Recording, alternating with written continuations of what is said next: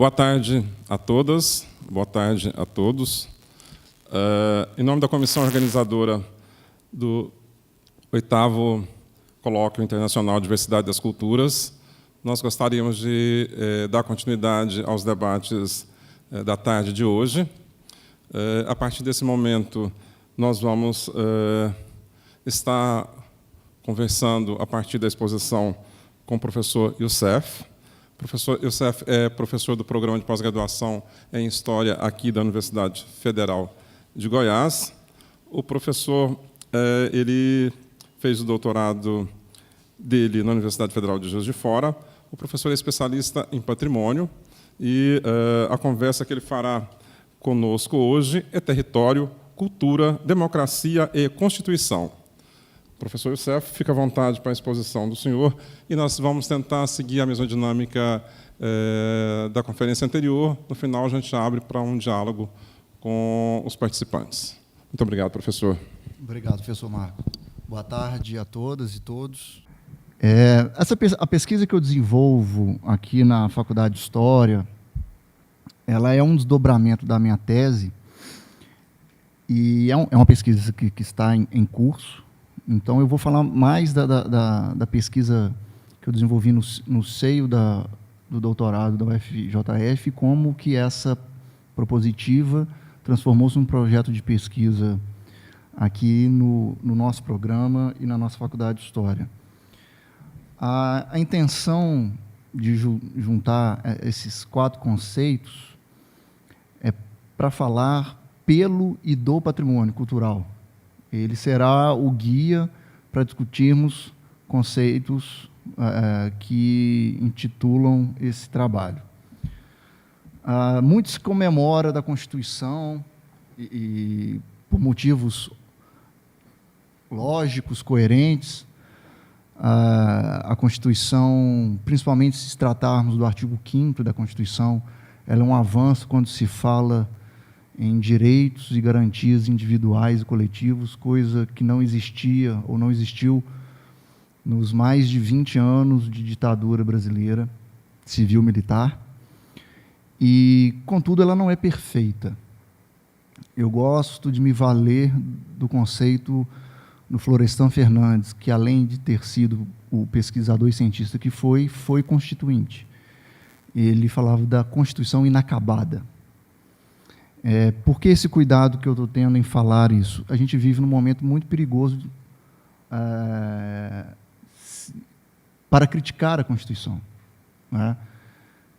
Eu tento usar os eufemismos mais adequados, mais que atendam melhor aos objetivos, para não gerar um efeito reverso daquele que eu quero. Mas a Constituição não foi perfeita, não é perfeita. E muitos dos poderes hegemônicos que durante tantos séculos se apresentaram no Brasil, também se apresentaram durante a Constituinte e obtiveram algumas vitórias. E é sobre isso que eu quero falar. E como o patrimônio foi utilizado como meio para se continuar ou se perpetuar a presença da bancada latifundiária no Congresso Nacional, também na Assembleia Nacional Constituinte. Então, aí está a figura do Ulisses Guimarães, né, que, após sua morte tão obscura, foi martirizado por alguns. É um sujeito que, para a memória de alguns, seus defeitos foram apagados na queda daquele helicóptero, né? Contudo, mediou tensões, mediou conflitos e não aparou algumas arestas que deveriam ser aparadas. Então, esse Ulisses Guimarães, assim como essa Constituição, está repleto de problemas, de defeitos. Eu o coloco, obviamente, por ter sido a cara da Constituinte, né, por ter presidido a Assembleia Nacional Constituinte, e lembrando, e usando o próprio Ulisses Guimarães, como outros, a Constituinte foi um momento de palanque para as eleições diretas que viriam. A gente não pode esquecer disso, né? Não só ele. Se pensarmos nas eleições de 89, o Roberto Freire, o Lula, né, o próprio Ulisses Guimarães, o Covas, então vários foram os constituintes, e estou dizendo ficando só no exemplo do Poder Executivo. Se formos para o Legislativo e para as eleições estaduais, diversos foram os constituintes que utilizaram da Constituinte como palanque.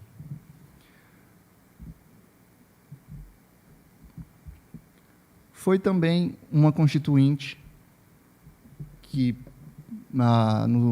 nas palavras do próprio Ulisses, foi uma Constituinte cidadã, porque foi a primeira e a única até hoje na qual a participação popular foi efetiva, houve amplo acesso ao parlamento, né, que é o lugar de negociação política por excelência.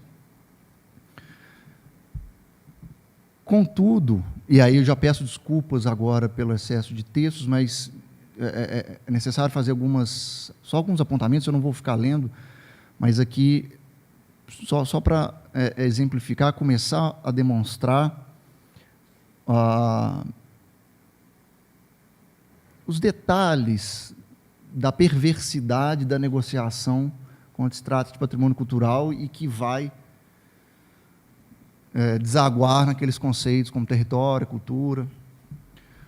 O artigo 216 da Constituição, tal qual conhecemos, é o artigo principal, primordial, para se falar de patrimônio cultural no Brasil. Quando ele fala de natureza material e imaterial, aqui já existe uma inovação, que é a introdução da categoria imaterial, assim como o registro enquanto instrumento jurídico para a salvaguarda desse próprio patrimônio material. E no parágrafo 5º, já aponto para vocês aqui, já indico para vocês um primeiro problema. Esse parágrafo 5º diz o seguinte: ficam tombados todos os documentos e os sítios detentores de reminiscências históricas dos antigos quilombos. Eu não vou nem me ater aqui ao problema conceitual de reminiscências históricas, né? Bastava quilombos que a questão estava contemplada. Muito embora ainda hoje alguns historiadores, cientistas sociais, caiam no equívoco de falar em reminiscentes de quilombos, esse não é o tema da minha problematização. A questão é a seguinte: a proposta apresentada pelo movimento negro na Assembleia Nacional Constituinte foi: ficam tombados todos os documentos e sítios detentores dos quilombos e a eles serão emitidos títulos de propriedade. O Estado deverá emitir títulos de propriedade aos sítios quilombolas. Isso está presente na Constituição? Sim, lá no artigo 68 do ato das disposições constitucionais transitórias. Mas, nesse momento, o que eu quero chamar a atenção de vocês é o seguinte: percebam que uma proposta única, de um texto único, foi dividida em dois textos normativos, que a sistematização colocou em dois momentos diferentes da Constituição. Eu vou voltar nisso, mas eu quero que vocês já fiquem com essa questão na cabeça. E o artigo 231, eu já estou usando aqui, gente, o texto que é promulgado, tá? Depois eu vou fazer a leitura anterior do processo em si. O artigo 231 define, ele abre o capítulo dos índios. É a primeira vez que num texto constitucional há um capítulo específico para afirmar direitos indígenas, e é a primeira vez que quilombolas são citados literalmente na Constituição e os seus direitos. Essa vanguarda é incontestável. Só que esse parágrafo primeiro desse artigo foi promulgado acabando na palavra tradições. Só que a proposta incluía também e seu patrimônio cultural. Deixa eu ler esse texto todo para vocês. São terras tradicionalmente ocupadas pelos índios, as por ele habitadas em caráter permanente, as utilizadas para suas atividades produtivas, as imprescindíveis à preservação dos recursos ambientais necessários ao seu bem-estar e as necessárias à sua reprodução física, cultural, segundo seus usos, costumes e tradições e seu patrimônio cultural. O patrimônio cultural foi tirado e foi promulgado o texto até tradições. Isso faz diferença? Se a gente combina a leitura do artigo 231 com a leitura do artigo 216, o artigo 216 fala em tombamento. O artigo 216, além do registro, fala em tombamento. E o tombamento é a intervenção do poder público na propriedade privada. Então, essa é a segunda questão que eu quero que vocês mantenham em mente. Aqui está uma cópia de um despacho do então presidente da República, José Sarney, que é o anteprojeto constitucional elaborado por uma comissão por ele instituída, Comissão Provisória de Estudos Constitucionais, que teve outros apelidos, entre eles Comissão Afonso Arinos, porque era presidida pelo Afonso Arinos. O que é isso? Era também conhecida como Comissão dos Notáveis. Foi uma comissão de intelectuais escolhidos pelo presidente da República para que elaborasse um anteprojeto de Constituição que servisse de modelo para a Assembleia Nacional Constituinte. Aqui reside outro problema. Formalmente, a ANC, através de seu presidente Ulisses Guimarães, não aceita receber esse anteprojeto com base na separação dos poderes e na independência entre os poderes. E então, o José Sarney nem formalmente faz a entrega dessa documentação.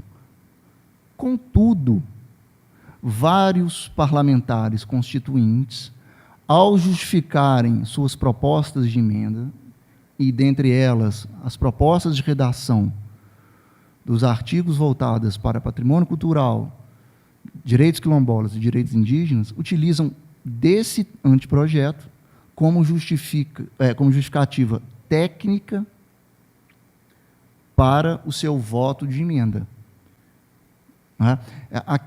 Por que eu estou destacando isso?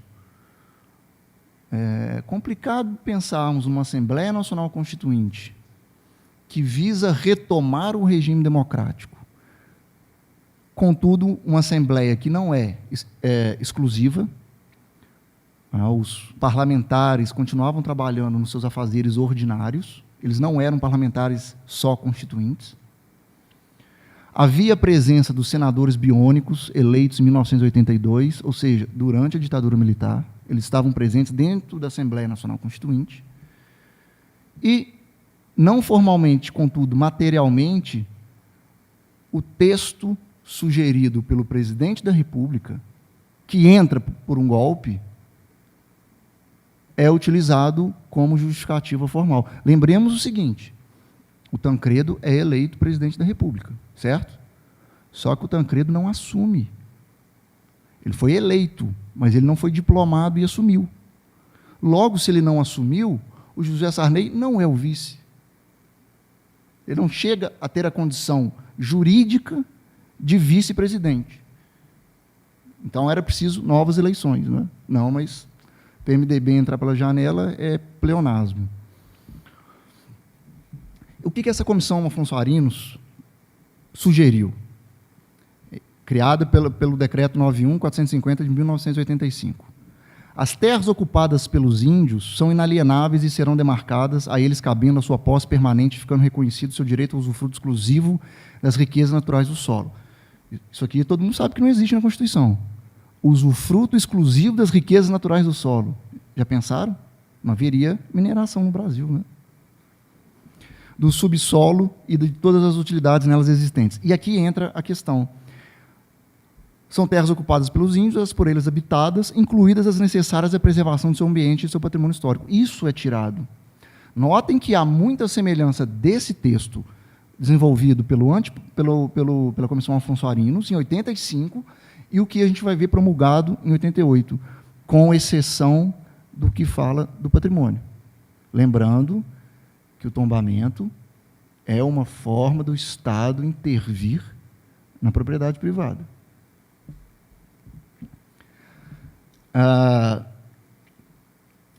O artigo 398 é muito semelhante também ao caput do artigo 216. A cabeça do artigo 216 é muito semelhante a esse artigo 398. Eu não vou ficar lendo para não ficar chato, mas eu destaco aqui a questão dessa inovação jurídica, que é a presença das categorias material e imaterial. Isso já está presente na Comissão Afonso Arinos, em 1985. Só para vocês terem uma ideia, a Unesco só vai definir o que é patrimônio imaterial, através de suas cartas patrimoniais, em 2003. O Brasil faz isso em 1988. Em 1997, há um encontro em Fortaleza, para debater a necessidade da regulamentação, e a regulamentação é feita em 2000. A Unesco faz isso em 2003. Vale esse destaque. Além de existir a Comissão Afonso Arinos, já durante a Assembleia Nacional Constituinte, com o recém-criado Ministério da Cultura, que não existe mais, mas que existia, foi criado na década de 1980, em 87, o Celso Furtado era o ministro da Cultura. Olha que diferença, né? O Celso Furtado reuniu alguns especialistas em patrimônio, e na época o IPHAN tinha o nome de secretaria, era a Secretaria do Patrimônio Histórico e Artístico Nacional, para que desse apoio técnico aos parlamentares que estivessem trabalhando com o tema de patrimônio. Março e abril de 87. O texto do ISFAM também tem influência do texto de 1985, do anteprojeto. Ou seja, os técnicos do ISFAM foram na Comissão Afonso Arinos para se apoiarem em um texto prévio. São bens culturais de natureza material ou imaterial, individuais ou coletivos, portadores de referência à identidade nacional e memória. Isso, se vocês forem ao caput do artigo 216, vai estar lá. Com um acerto de redação aqui e acolá, ou na divisão do caput do artigo em incisos. E, só para explicar um pouco a dinâmica do processo constituinte, antes de chegar ao texto final, o início da Constituinte é organizado em subcomissões temáticas. Tá? As 8 comissões temáticas são construídas por 3 subcomissões temáticas cada. Então, nós temos 24 subcomissões temáticas. Entre elas, a de cultura, educação e desportos. Então, ao reunir o texto das 3, as comissões tinham seus anteprojetos, e depois os 8 anteprojetos se uniam para se transformar no anteprojeto de Constituição. Vocês entenderam? 24, 8, 1. E a versão final do anteprojeto dessa comissão falava, literalmente, que o patrimônio e as manifestações da cultura popular, principalmente as indígenas e afro-brasileiras, terão a proteção especial do Estado. Já adianto para vocês, isso não permanece no texto final do texto constitucional. Vale dizer que a única comissão das 8 que não entregou o seu anteprojeto no prazo pré-determinado pelo regimento interno foi a comissão na qual cultura fazia parte, que é a comissão da família, da educação, cultura, esporte, ciência, tecnologia e da comunicação. Por quê? E aí o Arthur da Távola, que era o relator, teve que fazer uma versão ele mesmo, com a anuência do Marcondes Gadelha, que era o presidente, porque houve um impasse sobre a concessão de TV e rádio. Imagine que alguns constituintes insurgentes, certamente comunistas e que morrerão vão para o inferno, sugeriram proibir que a Rede Globo tivesse mais concessões de rádio e TV, porque as concessões teriam se transformado em monopólio. E aí o embate, a disputa foi grande, a intervenção direta do Roberto Marinho ligando para os constituintes e usando, sabe-se lá quais argumentos para convencê-los. E quem era o ministro das telecomunicações do José Sarney? Antônio Carlos Magalhães. E o Antônio Carlos Magalhães comparece a uma das reuniões para resolver esse problema aos moldes do Toninho Malvadeza. Lembrando que a família Magalhães é a detentora da concessão de rádio e TV no estado da Bahia e é filial da própria Rede Globo. Né? Então, essa é uma questão que tangencia, mas que indica o porquê do atraso e que, contextualmente, é importante citar. E o Arthur da Távola retorna a versão do que era a Comissão Afonso Arinos, o texto. Ignora aquela proposição de, principalmente, a cultura indígena e afro-brasileira e retoma a um texto um pouco mais estéril, apesar de mais abrangente, do ponto de vista conceitual, do que havia sido apresentado. O Otávio Elísio, eu destaco o nome dele aqui, ele era um constituinte do então PMDB, e naquela cisão na qual surge o PSDB, ele vai migrar para o PSDB. Ele é de Ouro Preto, participou de comissões municipais e estadual de patrimônio, sempre esteve vinculado a esse tema, e foi um cara que dialogou muito com o próprio Florestan Fernandes, com as participações populares sobre o conceito de patrimônio. O Ailton Krenak, que é um dos meus entrevistados da minha tese, assim como o Otávio Elísio, chamou o Otávio Elísio de parabólica de reivindicações quando se fala de patrimônio e de culturas até então não reconhecidas pelo texto jurídico. Então, passada essa fase das subcomissões e comissões, nas etapas de sistematização plenário, e aí já indo para a redação, revisão de português, essas coisas e a promulgação, algumas manifestações sobre o texto para justificar por que aqueles trechos ou foram retirados ou por que o texto dos quilombolas foi dividido em dois. O Álvaro Vale, que é do então PL do Rio de Janeiro, ele apresentou uma emenda supressiva do então artigo 388, que depois vai se transformar em 216, dizendo simplesmente que não cabe à lei definir o que constitui patrimônio cultural brasileiro. Ele queria que não houvesse nada no texto constitucional acerca do tema. Ele não obteve sucesso.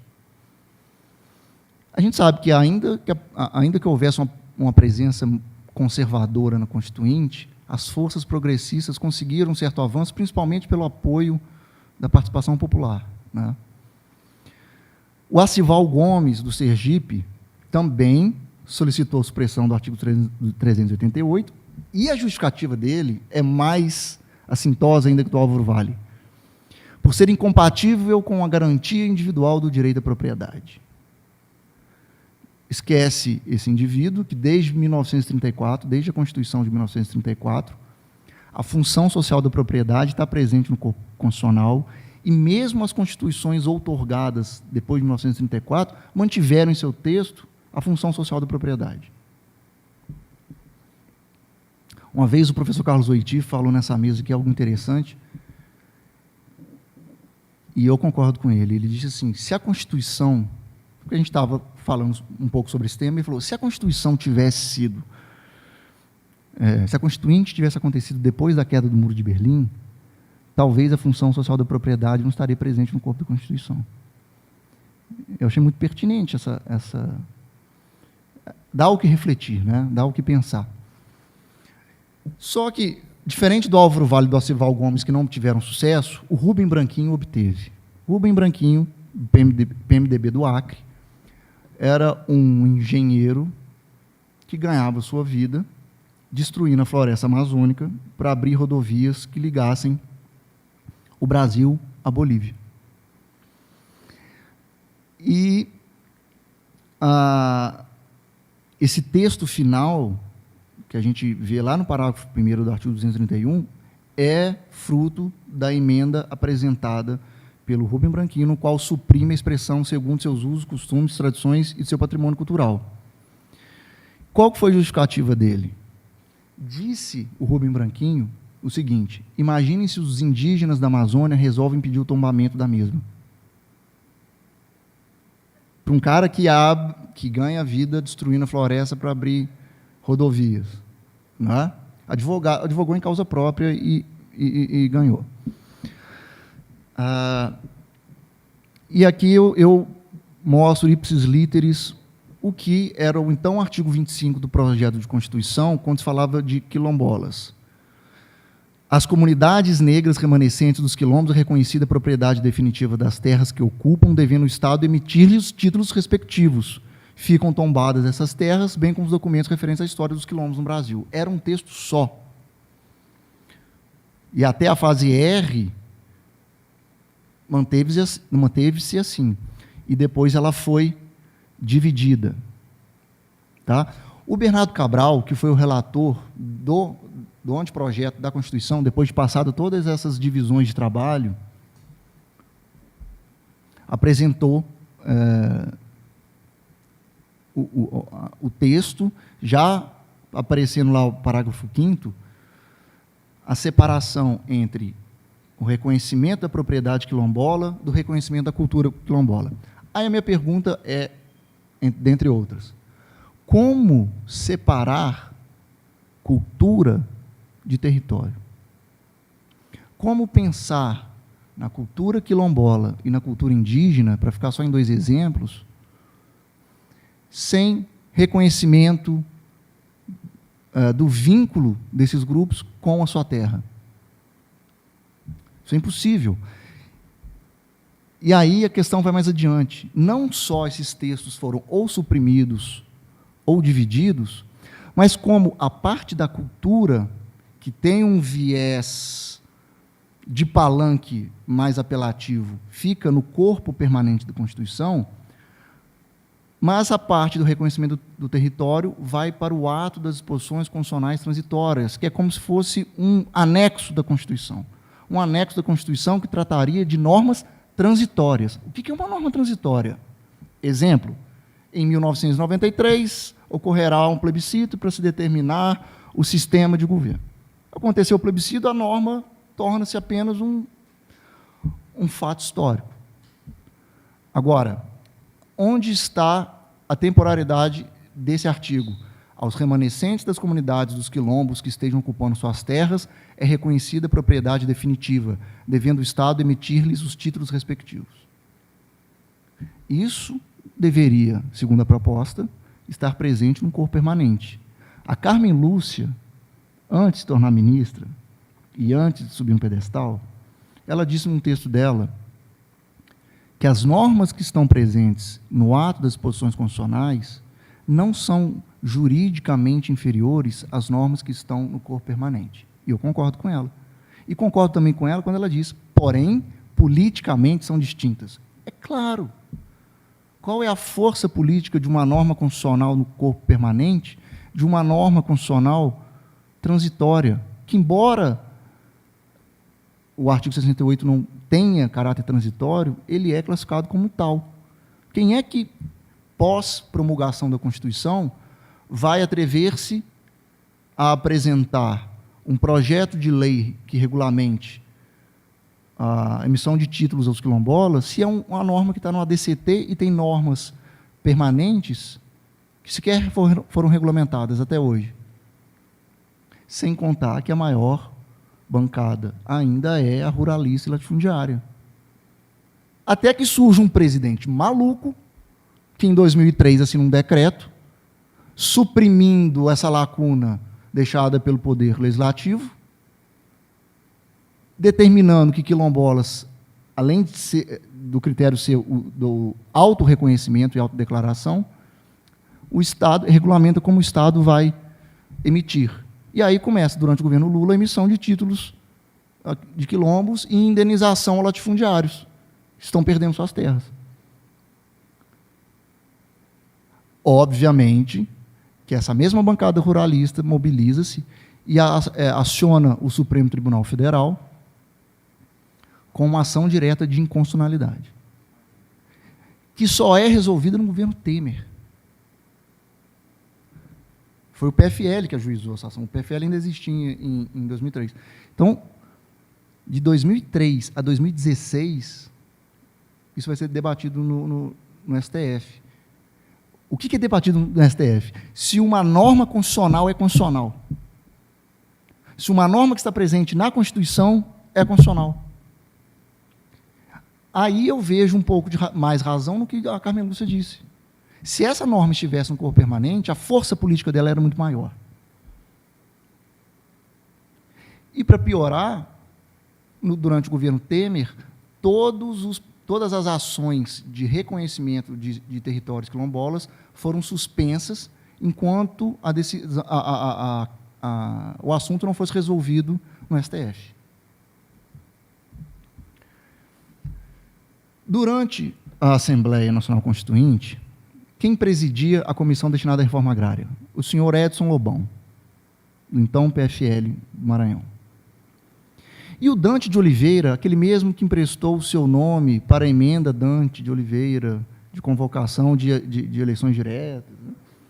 Ele era o ministro da reforma agrária, do Sarney. E o que disse o Dante de Oliveira, participando de uma audiência sobre a reforma agrária? Porque eu quero um outro problema trazer para vocês. A própria sistematização dos trabalhos constituintes foi perverso. Por quê? Em uma comissão, se a gente pensar em direitos indígenas e quilombolas, notem o seguinte, em uma comissão estava sendo debatido cultura. Em outra comissão estava sendo debatido o direito de minorias. E numa terceira diferente, reforma agrária. Isso esvaziou, enfraqueceu esses movimentos sociais. Porque, por exemplo, o movimento negro tinha como uma das suas pautas mais fortes o combate ao racismo. Então, o racismo estava sendo debatido na comissão de minorias, esvaziava-se a comissão de cultura, esvaziava-se a comissão da reforma agrária. O que eu quero que vocês imaginem é o seguinte, como os quilombolas e os indígenas, ainda que presentes na Constituinte, dariam conta de se fazerem representar em 3 comissões que estão tratando de temas teoricamente distintos, mas que não existem um sem o outro para esses grupos. E aí o que vai dizer o Dante de Oliveira? A questão indígena tem a minha total solidariedade. Fui e sempre serei um defensor forte da questão indígena. Os índios têm o direito sagrado de terem suas terras. E as reservas indígenas devem ser demarcadas definitivamente para que reine a paz e a tranquilidade e que definam as áreas dos índios urgentemente. Entendo que, como há outro artigo na Constituição, ou seja, tem outra comissão debatendo isso, se não me engano, 198, que trata dos direitos indígenas, talvez seja desnecessário incluir aqui essa mesma questão social. Na Comissão de Reforma Agrária. O então ministro da Reforma Agrária disse, na comissão destinada a esse mesmo tema, que não era necessário debater reforma agrária ou assentamento dos indígenas, porque isso estava sendo conversado em outra comissão. Certamente isso foi citado em outra comissão, porque não tem como falar da sobrevivência da cultura indígena sem um assentamento e a demarcação de terras indígenas. Só que aí o jogo de empurra. Não é? Só para vocês terem uma ideia, eu não sei se dá para enxergar daí. Lá na Comissão 6, Comissão da Ordem Econômica, a C é a subcomissão da Política Agrícola e Fundiária da Reforma Agrária. Na 7, Ordem Social, subcomissão dos negros, populações indígenas. Na 8A, subcomissão da Cultura. A perversidade é tamanha que, no momento de promulgação e sistematização do texto final, os temas que estão na 7 e na 8 ficam no mesmo capítulo. Ou seja, quando a gente lê a Constituição, dá a impressão, se for perguntado, em qual comissão estavam populações indígenas e negros e cultura? Estavam na mesma. Não, não estavam. Uma estava na ordem social e a outra nessa comissão da família, educação, cultura, blá, blá. Na Constituição promulgada, existe um capítulo chamado capítulo da ordem social, onde está a cultura. Mas a cultura não foi debatida na comissão da ordem social durante a Assembleia Constituinte. Vocês entenderam? Compreenderam? É um pouco confuso isso, porque vai e volta de texto, mas a própria sistematização do debate constituinte enfraqueceu as reivindicações de grupos sem a força política que detinham outros. Como é que fica, então, na Constituição, no texto final? A reforma agrária continua na ordem econômica e a cultura e os índios ficam dentro da ordem social, como se tivessem sido debatidos nos mesmos momentos, nas mesmas audiências, com as mesmas pessoas. Só para vocês compararem. Aqui, à esquerda, como foi na Assembleia Constituinte, e à direita, como ficou na Constituição. Notem. A reforma agrária continua onde estava. A ordem social divide-se em 2 capítulos. Os indígenas que estavam na ordem social vão para um capítulo à parte, enquanto que a cultura, que estava no 8, vai para o título 8, como se tivesse debatido dentro da ordem social. Então, a discrepância do que é como foram debatidos os atores sociais, políticos, e como foi o texto final. E, para encaminhar para a conclusão, como é que esses caras que estavam lá em 1987, 88, estão fazendo o que hoje? O CIMI fez essa publicação chamada Congresso Anti-Indígena, que está disponível para download gratuito, dos parlamentares que mais atuaram contra os direitos indígenas, ou seja, continuaram sendo coerentes. Né? O Edson Lobão, que eu falei há pouco, que estava na Assembleia Nacional Constituinte, ele recebeu doações do agronegócio, de empreiteiras, de mineradoras. Ele foi investigado pela PGR por suposto auxílio à Vale.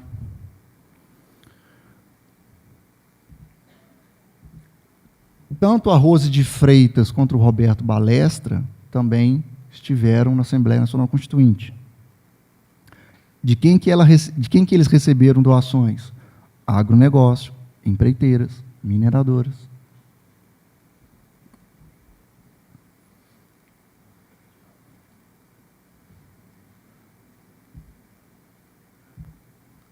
Bonifácio de Andrada. Infelizmente, meu vizinho, lá em Minas. De uma estirpe que está no poder desde o século XIX.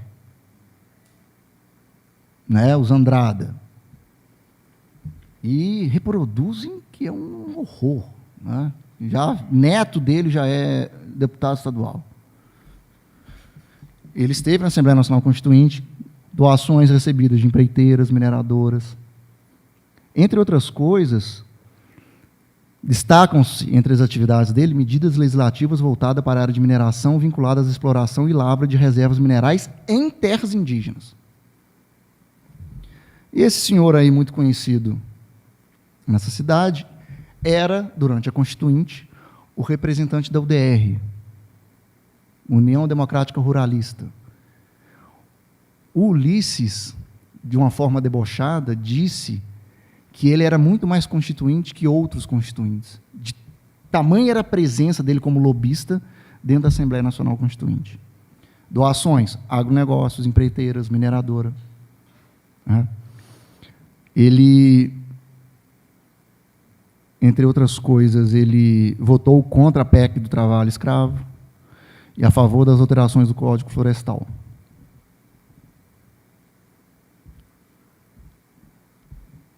Antônio Anastasia, e aqui não foi constituinte, mas eu estou reforçando só o meu argumento do apoio de bancadas latifundiários, mineradoras e tal, relator do golpe de 2016, doações, agronegócio, empreiteiras, mineradora. Carlos Marum, um dos porta-vozes do golpe de 2016, depois foi ministro do Temer, agronegócio, empreiteiras, mineradoras.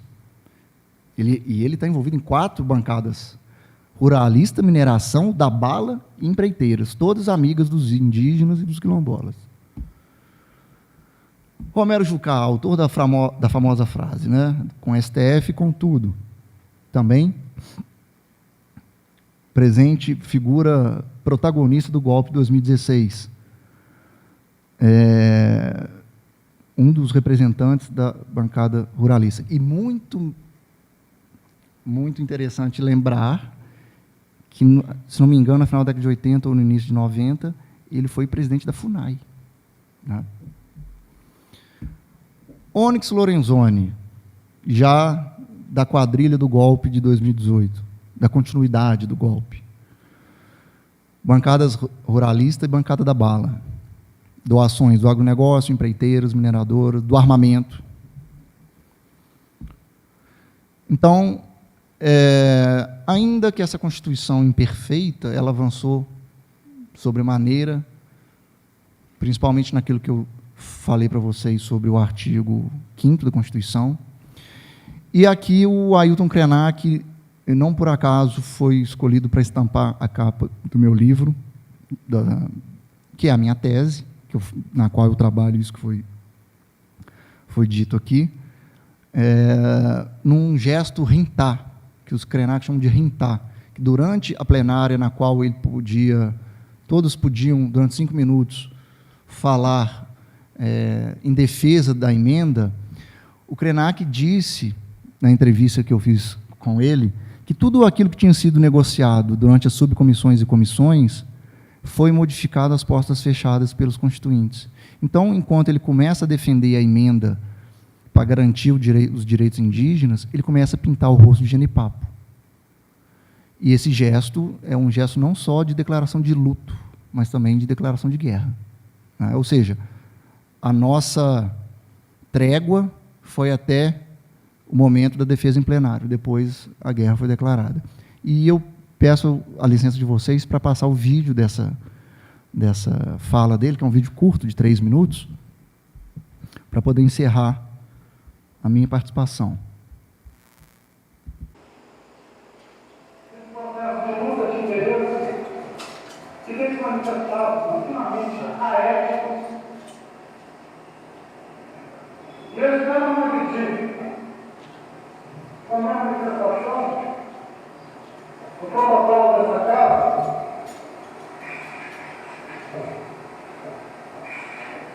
mas eu acredito que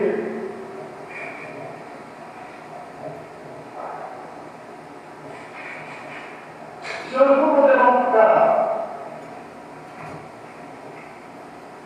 omissos, os senhores não poderão como ficar alheios a mais essa agressão, movida pelo poder econômico, pela ganância,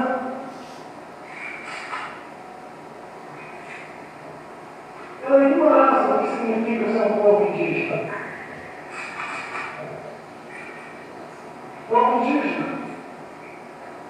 tem um jeito de pensar, tem um jeito de viver.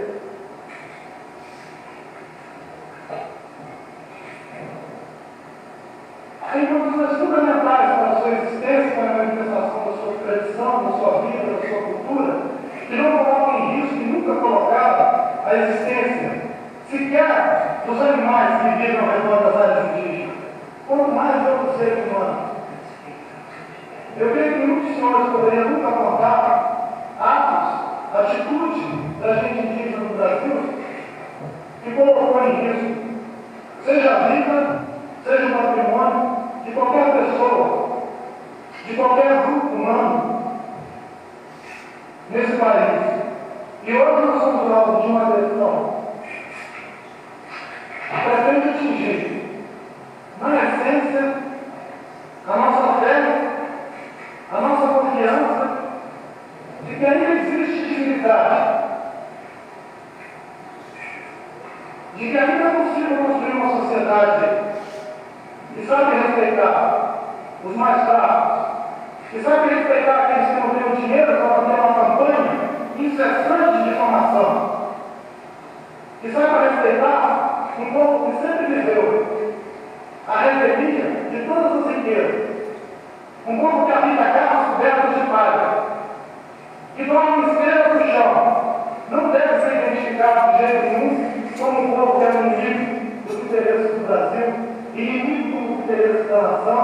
que coloca em risco qualquer desenvolvimento. O povo indígena tem regado com sangue cada hectare dos 8 milhões de quilômetros quadrados do Brasil. Os senhores são testemunhas. Ele me confidenciou, da última vez que a gente esteve junto, ele veio aqui para dar uma palestra no mês passado, e ele disse que disso não foi nada preparado. Eu falei, como não, Ailton? Você improvisou? Eu falei, improvisei. Mas estava de terno? Ele falou, eu peguei emprestado. A calça ficou até grande. Então,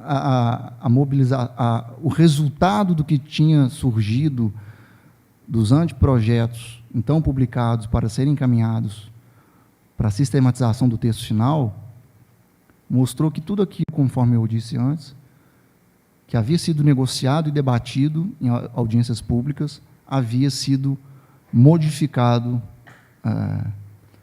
em debates entre os constituintes às portas fechadas. Eu agradeço a atenção de vocês. Obrigado.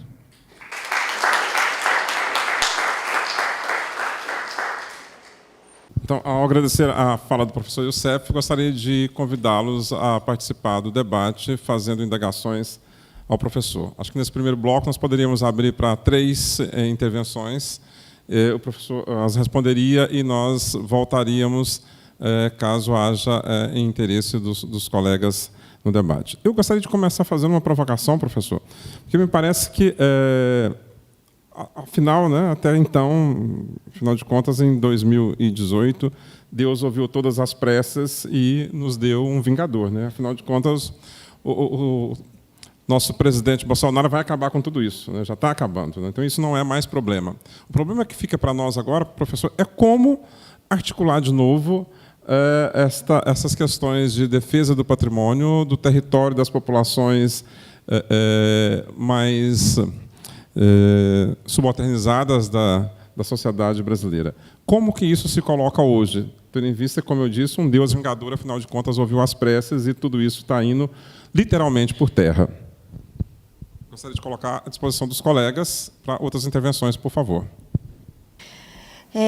Não são perguntas, são comentários, só que, se você quiser complementar, né, eu gostaria de te ouvir a respeito.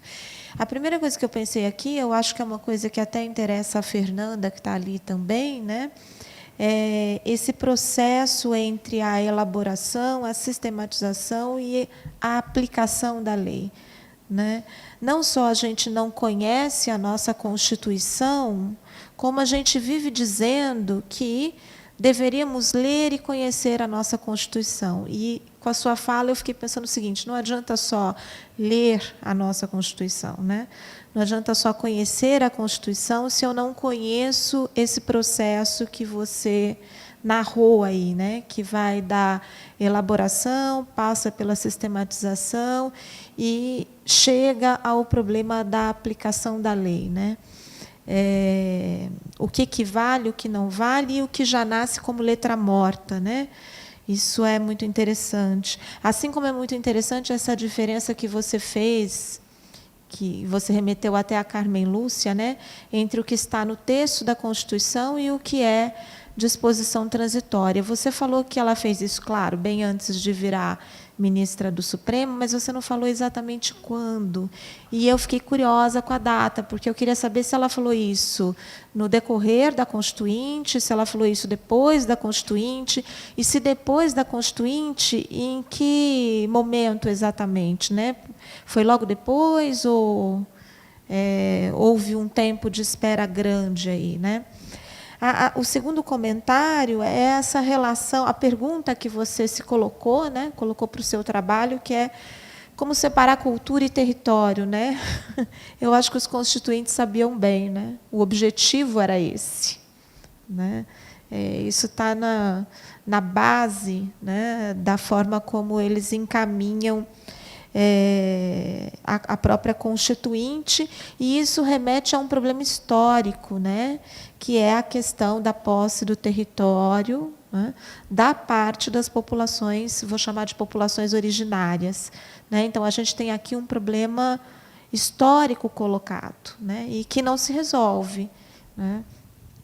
E uma terceira questão, Eu fiquei pensando aqui nas teorias clássicas das ciências sociais, né, sobre as elites políticas, e como nós podemos ser usados de exemplo para essas teorias clássicas, né, como a circulação, a reprodução e a permanência das nossas elites políticas, né, dificultam qualquer mudança institucional efetiva. Então, não se trata só da organização de movimentos sociais, mas também desse caráter institucional, né? Isso me parece muito importante.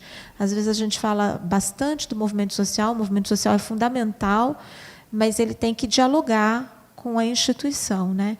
E a maior prova disso é exatamente essa dificuldade de transformação no interior das nossas elites políticas. Não são perguntas, são comentários que a sua fala me fez pensar. Você falou que ia ser cansativo. Eu comentei aqui com o Tiago que você é muito didático. E queria também um último comentário, além de não ter sido nada cansativo, achei bela a segunda fotografia que você apresentou. Depois do Ulisses Guimarães, a fotografia dos indígenas e o terceiro, né, com a Constituinte, com um esboço, um facsímile, me parece. Né? Exatamente, essa. Bom, é isso, Youssef. Obrigada pela apresentação. Youssef, eu também quero pegar carona e fazer uma pergunta, porque na dissertação, acho que de mestrado do Cristiano Simon, da UEL, chama O Campo dos Senhores, a atuação da UDR, ele fala que a UDR produzia muitos documentos acerca da defesa da propriedade privada. E eu queria que você falasse o que você encontrou, então, se é que você encontrou esses documentos. Óbvio que a gente viu a foto do Ronaldo Caiado. A Carmen Lúcia tem um parentesco com um coronel goiano, que é o Otávio Lage. Ela é cunhada do Otávio Lage, foi governadora de Goiás. Então, a Carmen Lúcia é uma das que reproduz essa elite do poder que está aí. Goiás está sempre balestra, foi deputado federal por 8 mandatos. Se tivesse sido reeleito, teria alcançado quase o recorde do Miro Teixeira, enfim. A gente, infelizmente, produz muita coisa ruim a nível nacional e federal. Mas eu queria que você falasse um pouco, então, do contradocumento. Quando você chama a atenção do processo legislativo, e é muito interessante, vai de comissão, vai contra comissão, o lobby atua muitas vezes para você conseguir convencer o deputado. Não, insere o que já está pronto aqui no meu documento. E o que muitas vezes um parlamentar pergunta tem vício de constitucionalidade? O cara sempre vai falar que não. Mesmo se tiver, fala que não, porque você vai discutir o mérito lá na frente, igual você falou no MADIM ou no MADI, que é ação direta de constitucionalidade. Nesse sentido, aí recuperando o início, o que esse pessoal da ultra ou da extrema-direita produzia? Terra indígena não tem que nem ter direito de posse, nem título, nem autodeterminação. Quem vai falar o que somos nós da UDR, somos nós dos setores conservadores, o que é quilombo, o que é terra indígena, e se vocês quiserem assim, amém. Se não quiser, a gente vai barrar tudo, negociando outras coisas. Aí começa aquela negociação cruzada. Então vocês não querem isso? Então vou atrapalhar em outra área. E aí você chama, provocando a negociação, porque você quer, com isso que chama-se diversionismo, né? Eu vou jogar fogo numa outra área, quando o pessoal chegar lá, taquei fogo aqui porque eu quero negociar lá atrás. Então, eu queria que você falasse um pouco desses meandros do poder, e parabéns, foi super tranquilo, podia ter continuado até mais informações que foi excelente, Youssef. E Botafogo 1, Corinthians 0. É chato, eu digo assim, acompanhar a modificação do texto. Eu quando dei aula na arquitetura, aprendi com meus alunos que PowerPoint não é para texto, é para imagem. E eles têm razão. Mas aqui não tem jeito de não ser assim. Então, eu sempre peço desculpas, porque historiadores, PowerPoint não é para texto. Né? Aí depois eu venho para o som de texto. Né? Mas, enfim. Professor Marco Antônio, a sua pergunta dá uma tese. Né? Eu fiz uma pergunta parecida a essa para o Ailton Krenak. Ele falou assim, nós indígenas estamos fazendo a nossa parte, a gente está se mobilizando, a gente está superando as diferenças internas, porque existem diversas diferenças. Né? O problema é que a esquerda brasileira não tem feito o mesmo. Né? Foi uma questão que ele levantou. E ele disse o seguinte, é muita ingenuidade achar que o governo do PT, tanto Lula quanto Dilma, apesar de apontarem vários critérios progressistas, favoreceram os indígenas, não favoreceram. Foram governos altamente danosos aos indígenas.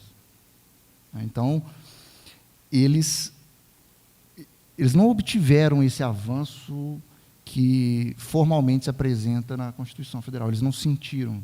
É a palavra dele, claro. É um ponto de vista.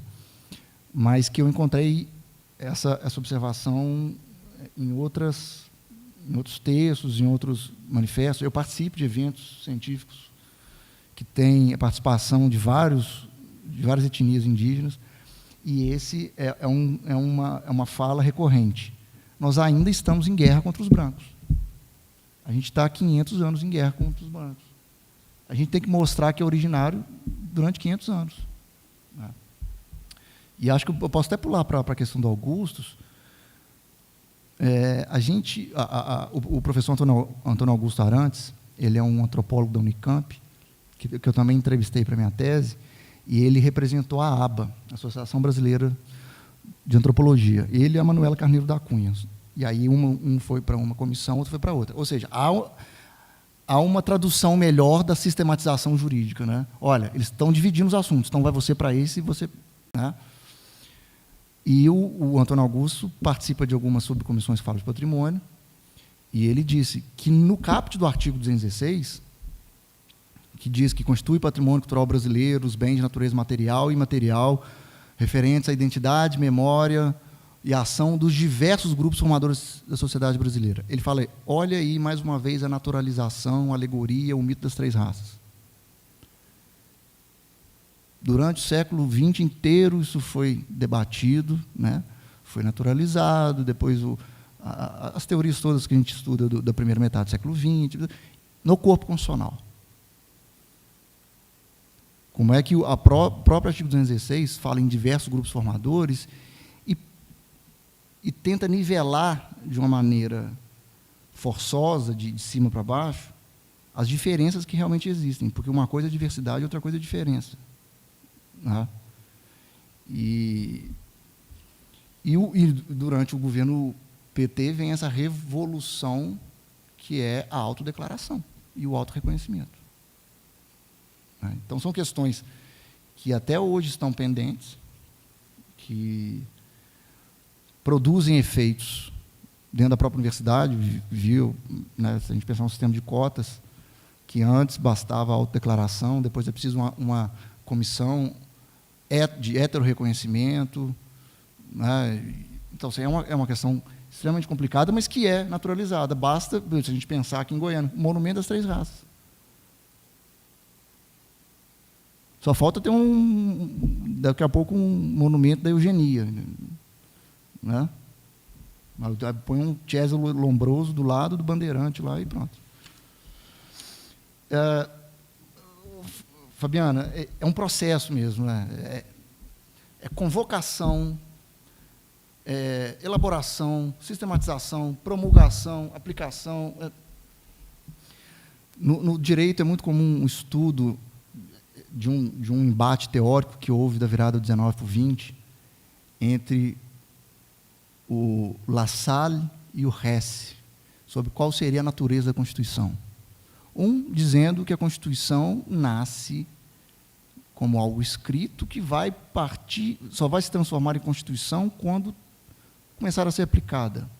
O outro diz, não, a Constituição nada mais é que papel, pode ser rasgado, porque o espírito dos direitos constituintes já está naquela comunidade, já está naquele grupo. E aí você faz a pergunta mais difícil, como aplicar? Sempre quando me surge essa pergunta, eu respondo da mesma forma. A instituição do imposto sobre grandes fortunas está no corpo permanente da Constituição e nunca foi regulamentado. Por que nunca foi regulamentado? Porque as grandes fortunas estão nos bancos do Senado e da Câmara. É a mesma questão. Por que nunca foi regulamentada a emissão de título de propriedade para quilombolas? Foi feito mediante decreto. E decreto é uma delegação que o Legislativo dá ao Executivo para legislar. Exatamente. E aí entra toda essa celeuma. Se o imposto das grandes fortunas está no corpo permanente e não é regulamentado, o que dizer da demarcação de terras indígenas e de emissão de títulos de propriedade quilombolas que estão no tal da DCT?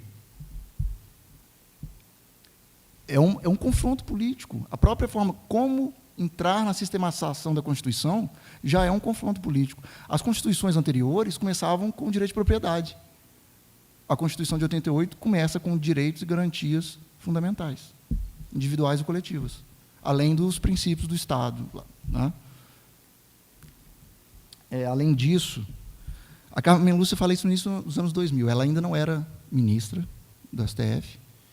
E havia uma situação democrática muito confortável para se criticar a Constituição, para se falar de hierarquia jurídica da Constituição, de hierarquia política. Né? E já deu um tempo para ela usar a doutrina FHC e dizer, né, esqueçam que eu escrevi. Né?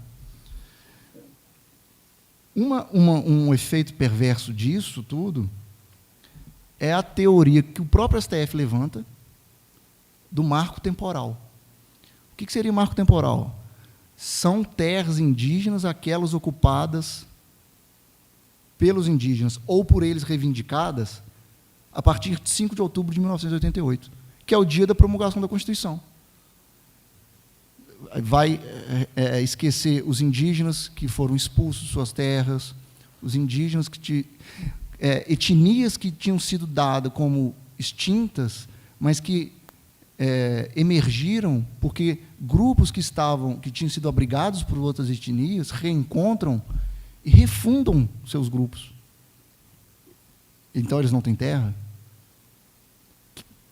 Isso é o STF que está dizendo. Não é nenhum pensador ou pensadora da direita que está lá no gabinete dele, no ar-condicionado, lendo Olavo de Carvalho. É o STF. Isso é muito sério. E aí tem que vir um grupo falar do indigenato. Né? Da mesma forma, reminiscente de quilombo é dizer que quilombo é só aquilo que existiu até 1888. Depois torna-se reminiscente. Os quilombos continuam sendo lugar de resistência. E aí, indo para as questões do Tiago,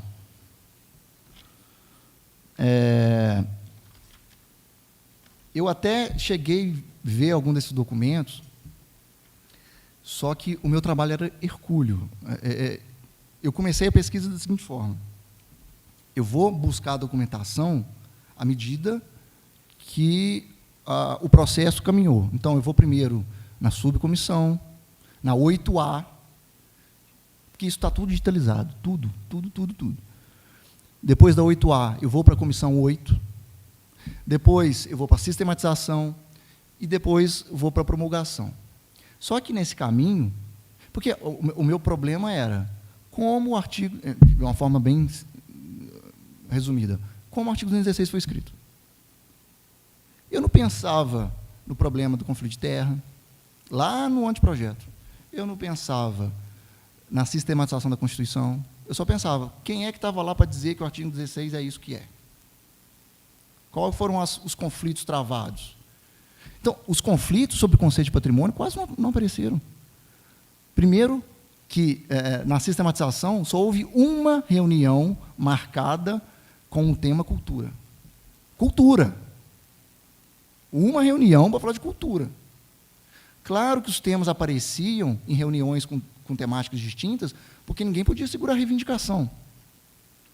Né? Você estava lá falando de esportes, e alguém levantava uma questão, e se aquilo insuflasse a plateia, não havia como ignorar. Mas, e outra coisa, a Constituinte foi prevista para durar 1 ano. E ela durou quase 2. Por quê? Por causa do golpe do Centrão de derrubar o regimento interno e fazer outro. Por que houve isso no final de 1987? Porque a Constituição estava progressista demais. Que horror é esse aí de função social de propriedade? Né?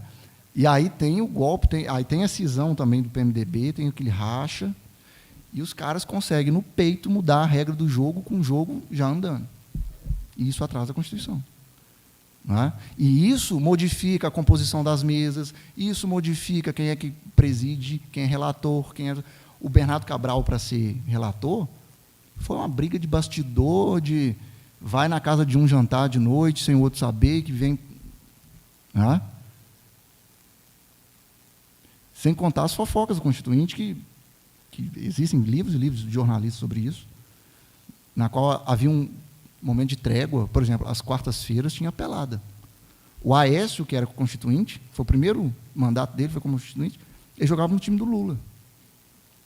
E ele veio dar uma entrevista recentemente aí, falar que o Lula só jogava porque o Lula era o dono da bola. O Lula é dono da bola em todos os sentidos, né? Até mesmo para aceitar aquele moleque que o único argumento de campanha dele era ser neto do Tancredo, né? Além disso, Tiago, só para você ter uma ideia, só da subcomissão 8A são 500 páginas de documentação. Da subcomissão 8A. E aí eu fui caminhando e falei, eu não posso ficar só falando de cultura, porque senão eu vou reforçar o argumento que eu estou criticando. Como é que falar de cultura sem falar de território? Então eu tive que pesquisar também a subcomissão de reforma agrária e a sua comissão, e também das minorias e a sua comissão. Então, eu não tinha condições de me aprofundar sobre o DR, sabe? Não tinha tempo, não tinha mesmo. Eu estou fazendo isso mais agora. Minha intenção é me aprofundar mais agora. E lembrar o seguinte, que uma Assembleia Nacional Constituinte é um processo de uma Constituição originária. Então, não tem regra a seguir. Esse é um dos problemas da Assembleia Nacional Constituinte não ser exclusiva. Imagina o seguinte, o deputado está aqui hoje defendendo que a Constituição não deve tratar de patrimônio, e amanhã está numa reunião ordinária da Câmara dos Deputados, tendo que refletir, a partir do texto da Constituição de 67, com a emenda constitucional de 69, que fala de patrimônio. Porra, de 67 fala de patrimônio, e a de 88 não vai falar? Né? Então, é algo que mostra que essa transição negociada deixou muitas feridas, né, muitas marcas na Constituição, e feridas abertas até hoje. Né? Além disso, havia um grupo de conservadores que entendia, e isso reflete na posição que o Gilmar Mendes tem hoje, de que não haveria necessidade de legislar sobre os indígenas, porque eles deixariam de existir, de acordo com o processo civilizatório fosse... Essa era a visão de muitos dos parlamentares constituintes. Para você ter uma ideia de uma... que eu lembro que agora, do proponente, a Polícia Federal fez uma proposição, uma emenda, é uma emenda à Constituição, uma emenda popular ou de iniciativa de associações e grupos, para que a censura estivesse presente na Constituição Federal como instrumento de recolhimento de prova. Um pedido formal da Polícia Federal. Olha, mantenhamos a censura, caso o ato do censor não seja atendido, isso transforma-se numa prova que pode inaugurar um processo crime contra o Chico Buarque de Holanda. Isso é um pedido. Então, assim, imagina, existem alguns livros sobre a Assembleia Nacional Constituinte, mas é impossível esgotar essas 24 subcomissões sem ser superficial, sem correr o risco da omissão, né? Eu acho que eu tentei atender, não sei se eu respondi, mas...